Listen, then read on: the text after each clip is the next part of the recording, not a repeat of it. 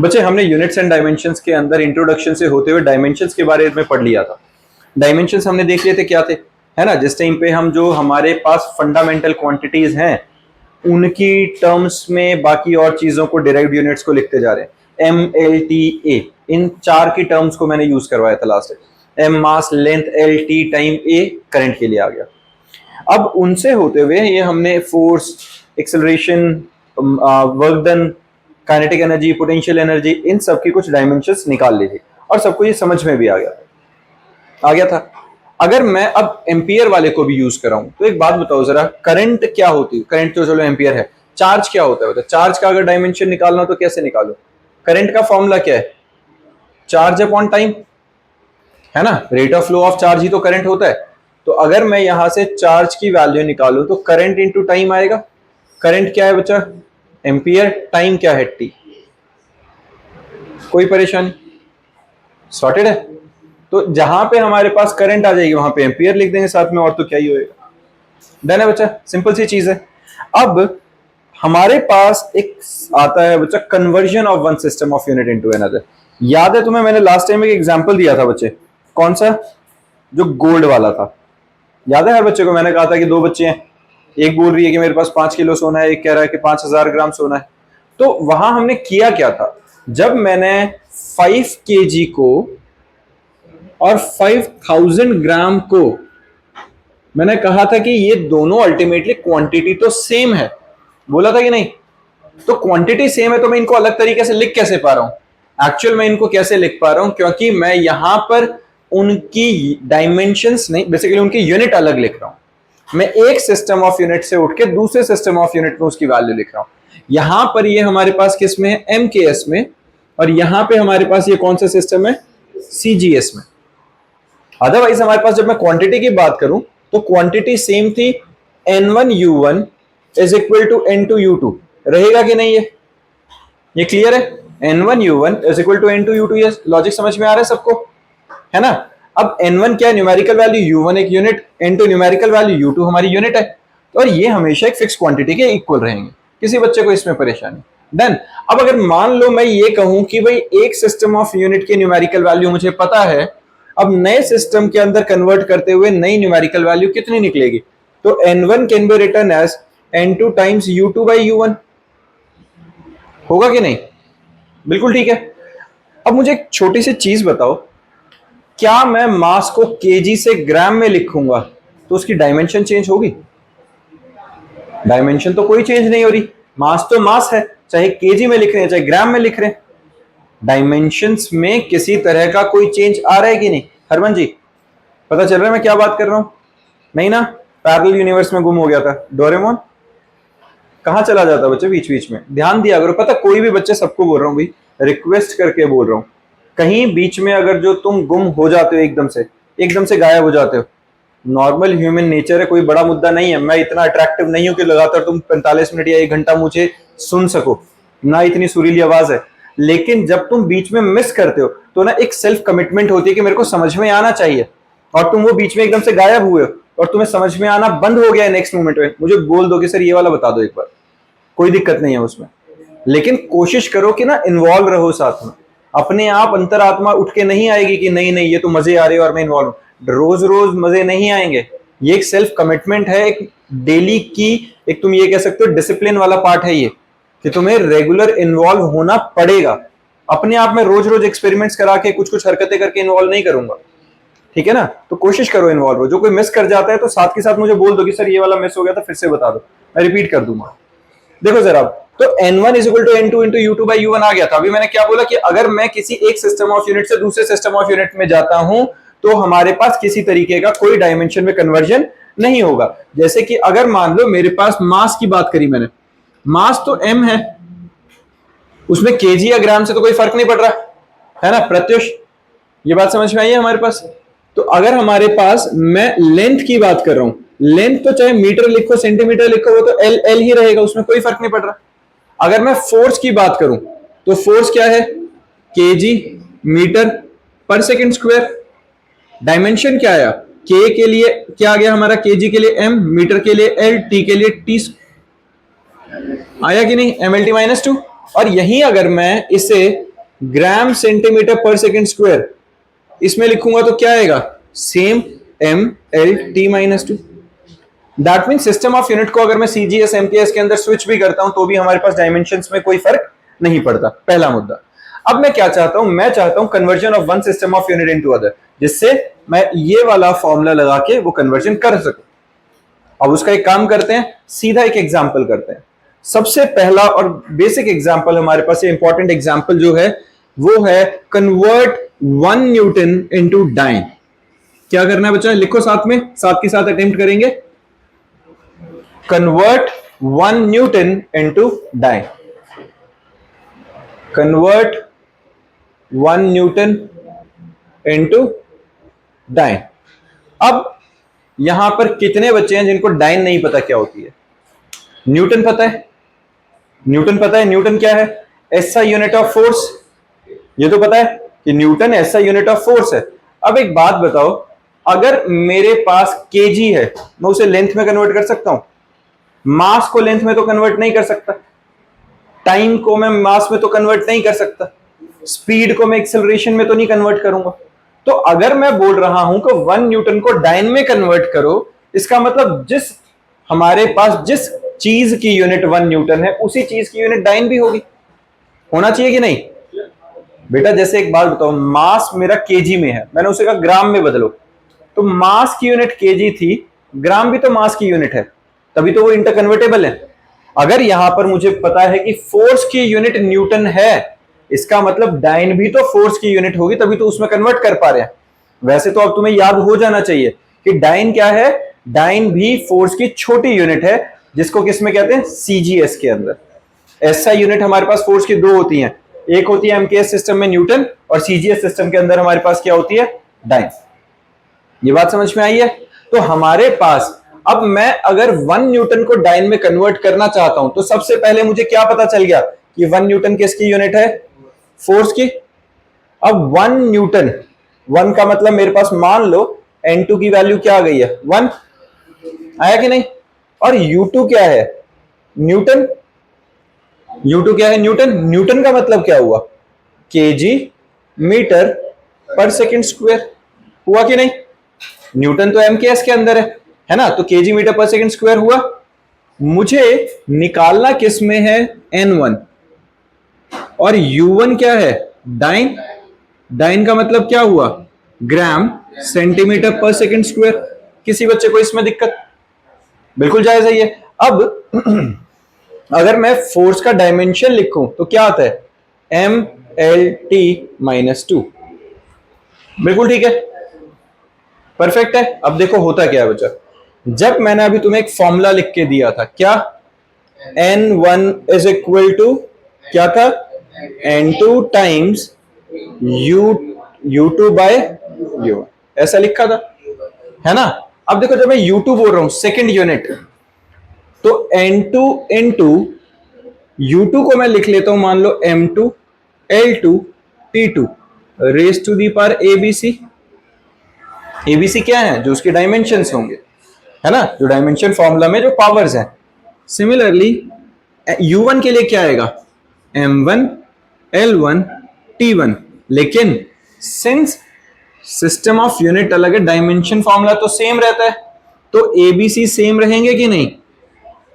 तो मैं direct formula अगर बनाऊं तो N1 का मैं ये लिख सकता हूं, N2 times M2 by M1 whole की power A, L2 by L1 whole की पावर B, और T2 बाय T1 होल की पावर C।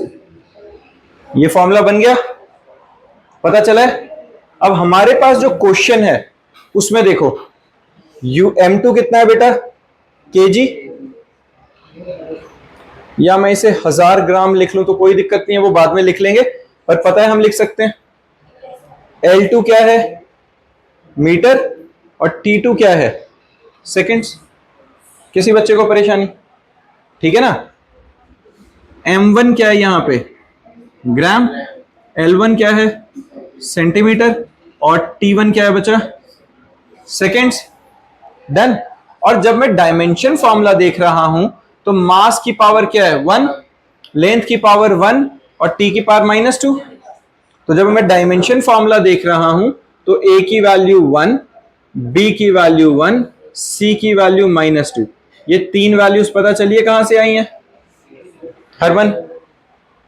पक्का सबको पता चल रहा है ये कहां से? अंश पक्का ना? अब एक काम करो, इनके अंदर वैल्यू डाल दो। मेरे पास n2 की वैल्यू क्या है? 1, n1 मुझे निकालना है 1, m2 की वैल्यू क्या है बेटा? 1 kg अपॉन m1 क्या है? 1 ग्राम। पावर क्या है a की? 1। L2 की वैल्यू क्या है? 1 मीटर। L1 की वैल्यू क्या है बच्चा? सेंटीमीटर।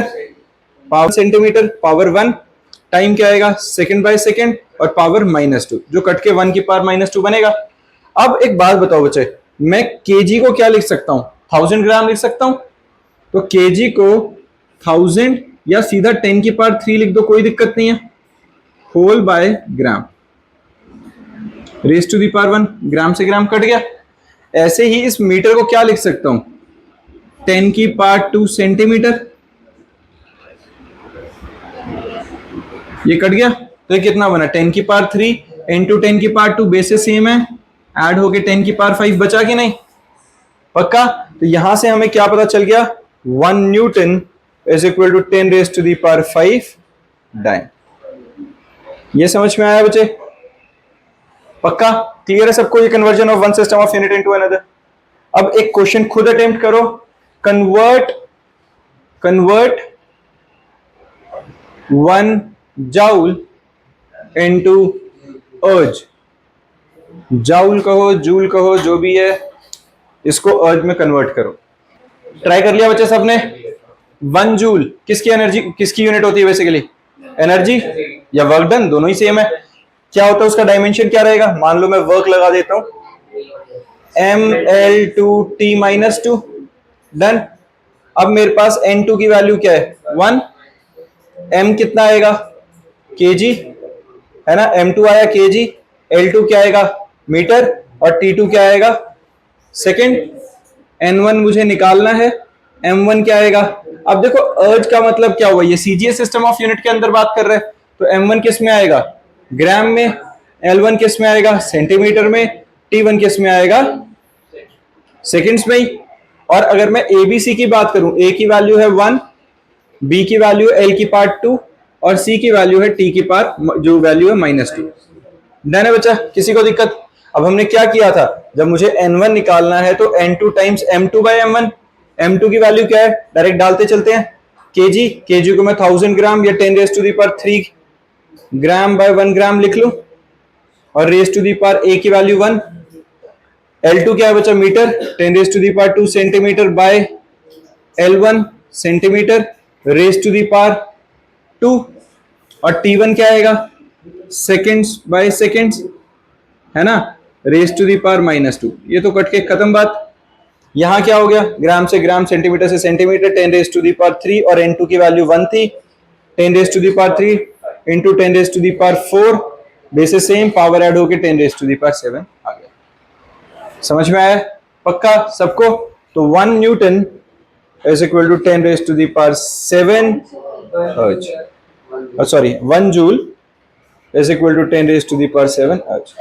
क्लियर है बच्चे? ये किसी को दिक्कत? डन। अब इसके बाद हमारे पास आता है बच्चा कन्वर्जन के बाद इसके कुछ प्रैक्टिस क्वेश्चंस है, हर बच्चे को अटेम्प्ट करके रखने हैं बच्चा ये सारे, ठीक है? नेक्स्ट क्लास में हम डाउट्स के साथ मिलेंगे इनके, काफी अच्छे न्यूमेरिकल्स हैं ये सारे ही क्वेश्चन, हर किसी को करने हैं। अब है बच्चा checking the correctness of the formula dimensionally.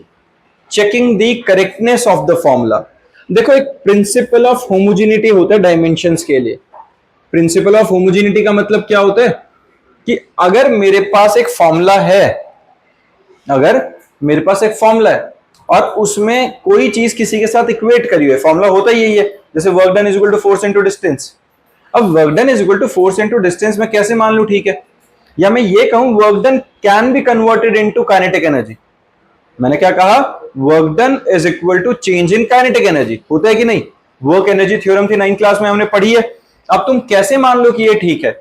मैंने कहा work done is equal to K final minus K initial, final kinetic energy minus initial kinetic energy. अगर मुझे ये चेक करना है, कैसे पता चलेगा? अगर ये ठीक है तो डायमेंशनली लेफ्ट हैंड साइड का डायमेंशन और राइट हैंड साइड का डायमेंशन सेम वैल्यू पोजेस करेंगे, सेम डायमेंशंस पोजेस करेंगे। समझ में आ रही है बात? अब अगर मैं लेफ्ट हैंड साइड के डायमेंशन की बात करूं, लेफ्ट हैंड साइड के डायमेंशन में क्या है? Work done. वर्क का डायमेंशन क्या है?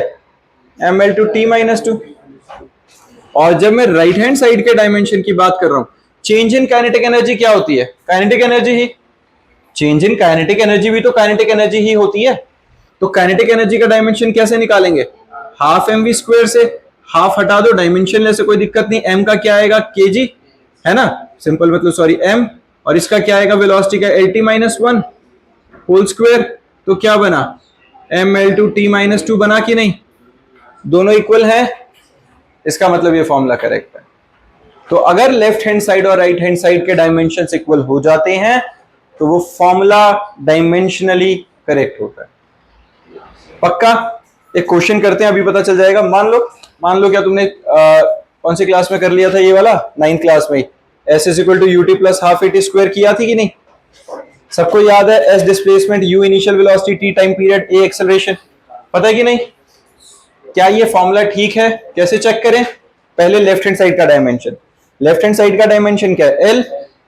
और राइट हैंड साइड का डायमेंशन कैसे निकालो? अब देखो जरा, यू टी, यू का डायमेंशन एल टी माइनस 1 और टी का डायमेंशन इंटू टी, हुआ कि नहीं?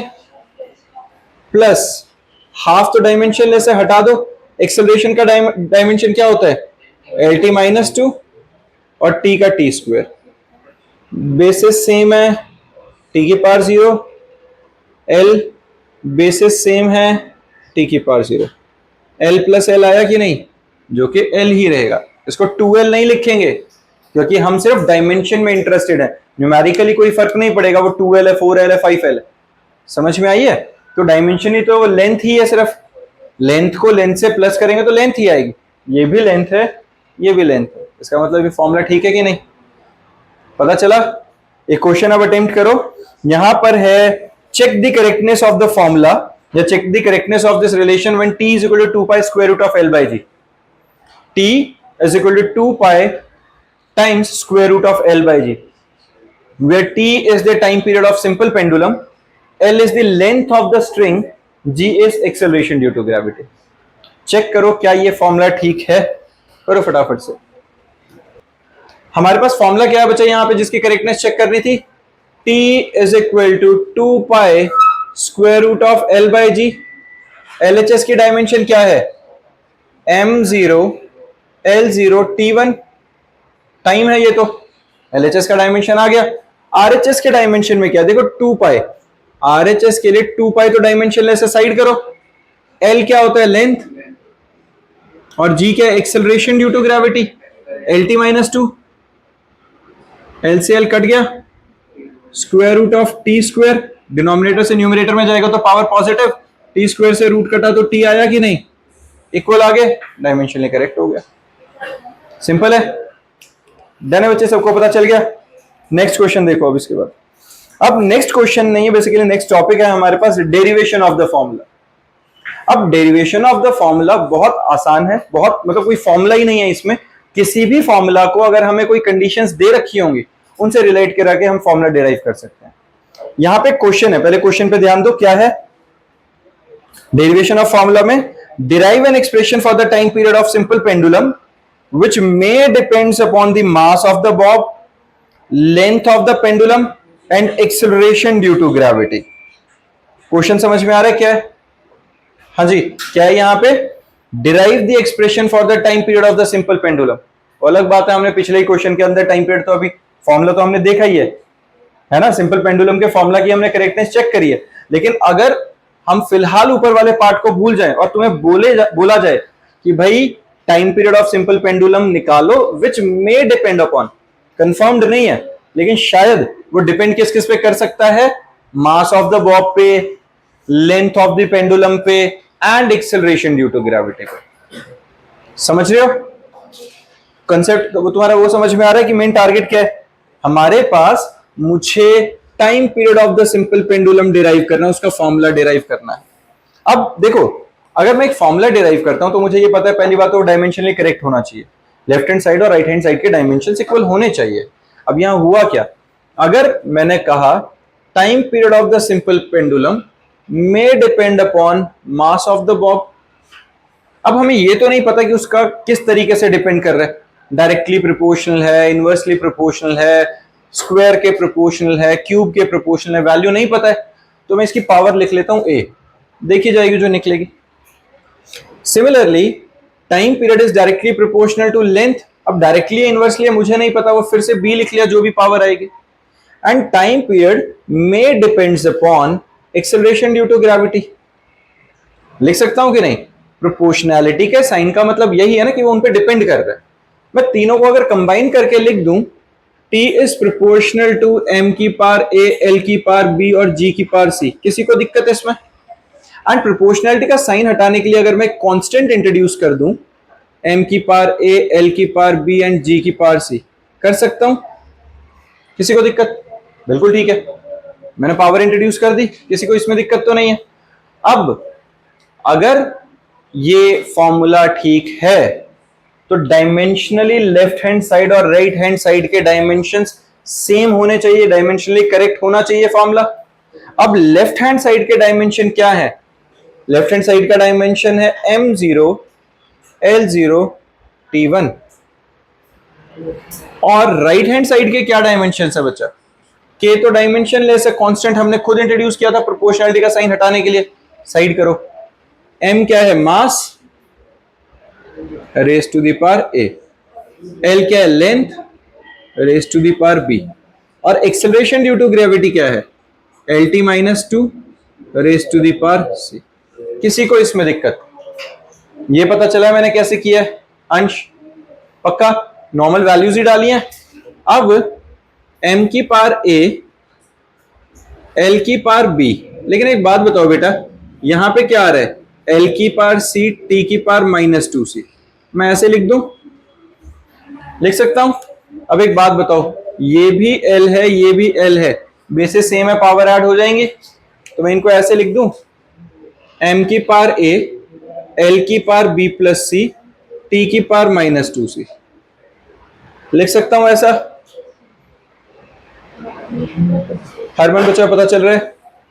पक्का दक्ष, ये सबको पता चल रहा है? अब जो जो बेस है उनकी पावर्स इक्वेट कर दो। इस स्टेप को क्या कहते हैं? इक्वेटिंग दी पावर्स। कैसे? m की पावर क्या है? a, यहां 0 खत्म, l की पावर क्या है? b plus c is equal to 0, और t की पावर क्या है? Minus 2c is equal to 1। c की वैल्यू क्या निकल गई? माइनस 1/2 निकली कि नहीं? ये वैल्यू यहां पुट कर दूं, b minus 1/2 is equal to 0, b की वैल्यू क्या निकल गई? 1/2। a, b और c तीनों की वैल्यूज आ गई हमारे पास। ये वैल्यू फॉर्मूला में सब्स्टिट्यूट कर देते हैं, t is equal to k times m की पावर a की वैल्यू 0, l की पावर b की वैल्यू 1/2, और g की पावर c जिसकी वैल्यू माइनस 1/2। लिख सकता हूं कि नहीं? तो t is equal to k times m की पावर 0 क्या हुआ? हट गया, anything raise to the power 0 1, side करो, ये क्या हो गया? l बाई जी होल की पावर 1/2 लिख लो, नेगेटिव पावर थी, या मैं इसको ऐसे लिख लूं, k square root of l by g. ये बन गया कि नहीं फॉर्मूला? हमने अभी थोड़ी देर पहले जो पिछला टॉपिक किया था उसके अंदर क्या किया था? टाइम पीरियड का फॉर्मूला हमारे पास क्या मिला था? 2 pi square root of l by g, और ये 2 पाई क्या था? कांस्टेंट है, तो हमारा फॉर्मूला डिराइव हो गया कि नहीं? ठीक है, अगर तुम्हें याद है फॉर्मूला तो k की वैल्यू 2 पाई डाल दो, वरना आंसर ये भी करेक्ट है, हम आंसर तक पहुंच चुके हैं। समझ में आई ये बात? पक्का? एक क्वेश्चन करो अभी फटाफट, डेरिवेशन का ही क्वेश्चन करते हैं। हाँ जी, ये क्वेश्चन हो गया बच्चे। देखो इस क्वेश्चन में हमने क्या किया है, ध्यान दो एक बार। The period of revolution of a planet around the sun depends upon radius of orbit, mass of the sun and gravitational constant g। We have to prove t square is equal to r cube. पहली बात तो ये t square is equal to r cube होता है क्या बेटा? ये होता है कैप्लर्स लॉ। ठीक है, ये हमारे पास Kepler's law of planetary motion होता है, जिसमें t square is directly proportional to R cube. T is proportional to R cube है। टी क्या होता है? Time period of revolution. R होता है हमारे पास रेडियस उस सर्टेन टाइम पे, ठीक है। बेसिकली सेमी मेजर एक्सिस का रेडियस ज्यादा कंसीडर करते हैं इसमें। चलो अब पहला मुद्दा आता है, हम कैपलर्स लॉ को बाद में डिस्कस करेंगे, लेकिन इसको मैं प्रूफ कैसे करूं डायमेंशन से। यहां बोला है the period of revolution t of a planet around the sun depends upon radius. T में डिपेंड्स अपॉन रेडियस, आर की power a, mass of the sun, t में डिपेंड अपॉन मास, फिर and gravitational constant capital G की power सी। Done है बच्चा? अब मुझे proof करना है, बाकी जो सब है ना। अब एक बात देखो, यहां पर आर पता है रेडियस क्या होता है, लेंथ, एम पता है मास एम। जिस किसी को ग्रेविटेशनल कांस्टेंट का डायमेंशन नहीं आता है, भाई गिव अप मत करो, सीधा देखने मत भागो, निकाल लो।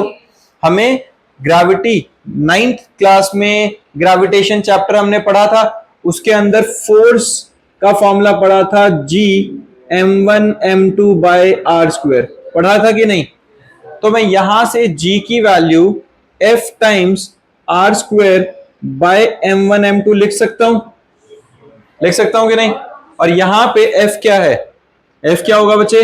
mlt माइनस 2, आर स्क्वायर क्या आया? L square, m1 into m2 m square. तो क्या बना बच्चा? बेसिस सेम है, power minus m minus 1 L cube t minus 2। बना कि नहीं? बन गया हमारे पास, यानी कि जिस जिस पे टाइम डिपेंड कर रहा है सबकी डायमेंशंस आ गई। इकट्ठा करके लिख लेते हैं, t is proportional to r की पावर a m की पावर b g की पावर c। प्रोपोर्शनलिटी का साइन हटाने के लिए कांस्टेंट लगा दूं। अब डायमेंशंस लिख लो सबके। LHS का डायमेंशन क्या आएगा? m0 l0 t1। k तो डायमेंशन लेसे साइड करो। r क्या हुआ? रेडियस। रेडियस क्या होता है बेटा? लेंथ, लेंथ की पावर है। m क्या होता है? मास, m की पावर b। और g क्या है? ग्रेविटेशनल कांस्टेंट, उसकी m minus 1 l3 t minus 2 whole की पावर c, l की पावर a, और ये क्या बनेगा? l की power 3c। Basis same add हो गया। किसी को दिक्कत? पता चल रहा है अंश?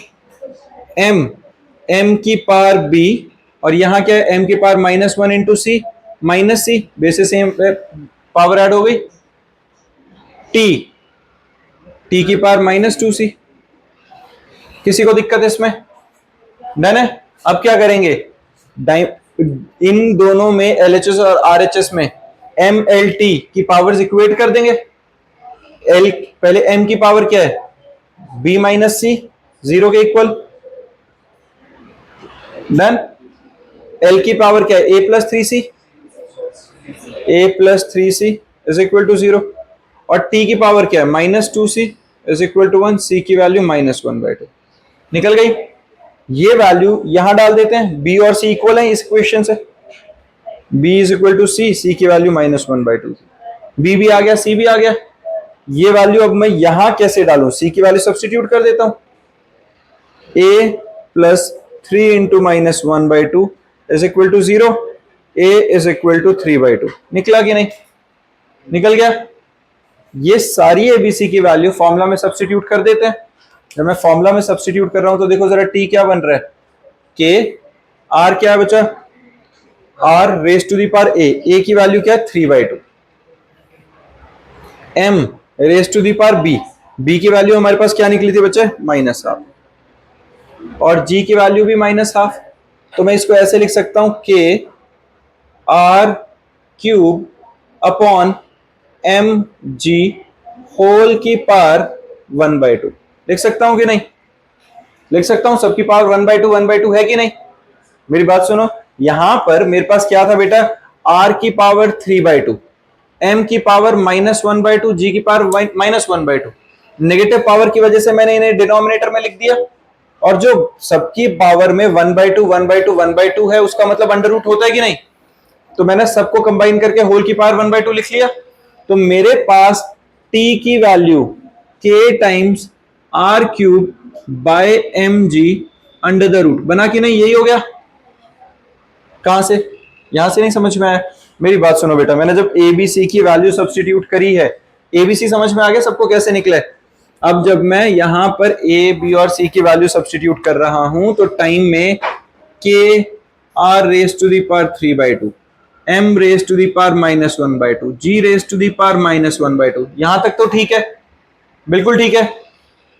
के आर की power 3 raise to the power 1/2 लिख लो तो किसी को प्रॉब्लम है?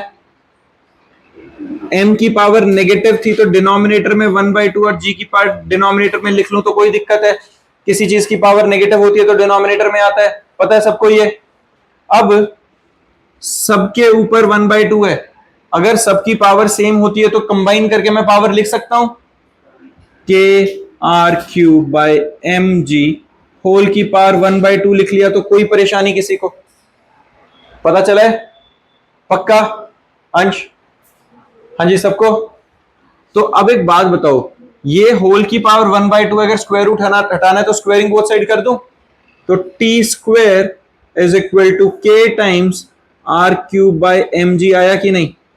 अब एक बात देखो, के कांस्टेंट है, एम कांस्टेंट है, जी ग्रेविटेशनल कांस्टेंट है, इन सारों के नाम का एक बड़ा सा कोई कांस्टेंट रख लेते हैं सबके नाम का, सारे कांस्टेंट को मिला जुला के एक नया कांस्टेंट बना लेते हैं। T square is equal to S R cube. मेरा नाम है सुमित, मैंने अपना रख लिया, तुम्हारा जो नाम है वो रख लेना उसका नाम। और एस की वैल्यू क्या है यहां पे? के बाई एम जी। डर है? तो एक बात बताओ, अगर ऐसा है तो मैं इस कांस्टेंट को हटा के यहां प्रोपोर्शनैलिटी का साइन इंट्रोड्यूस कर सकता हूं कि नहीं? यही प्रूफ करना था।